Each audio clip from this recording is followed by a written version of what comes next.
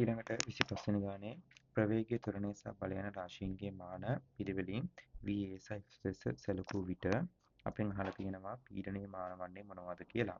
එතකොට මෙතන මුලින්ම මූලික ඒක වලින් දාගත්තොත් ලේසි. ප්‍රවේගය කියන එක නම දාගන්නම් ms ඍණ 1. එයා වෙනුවට තනිමානයක් දීලා තියෙනවා v කියලා. ඊට පස්සේ ත්වරණය ms ඍණ 2. එය වෙන තනිමානයක් දීලා තියෙනවා සිම්පල් a කියලා. ඊට පස්සේ බලය මම දාගන්නම් නිව්ටන් කියලාම දාගන්නම්කෝ. එයාගේ තනිමානයක් දීලා තියෙනවා F කියලා. අපෙන් අහලා තියෙන්නේ පීඩනයේ මානනේ. පීඩනය කියන්නේ වර්ග මීටරයට නිව්ටන්. එතකොට මෙන්න මේක සඳහා තමයි ප්‍රකාශනයක් මොකක් හරි කරලා ව්‍යුත්පන්න කරන්න ඕනේ. මෙතනදී වාට තේරෙනවා නිව්ටන් කියන එක නම් F කියලා ගන්න පුළුවන් නේ.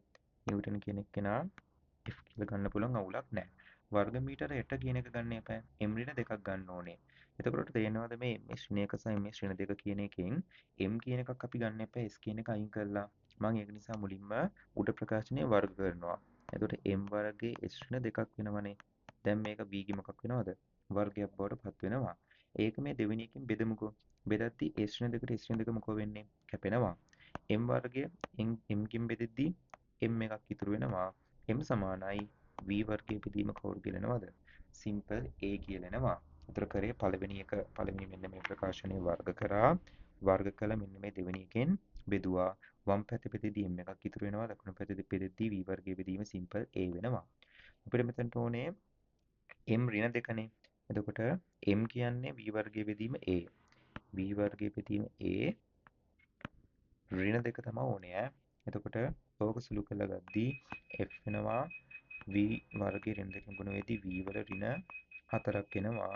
a වල ඍණ 2 එනවා. හැබැයි උඩට එද්දී a වල මොන දෙකක් වෙනවද?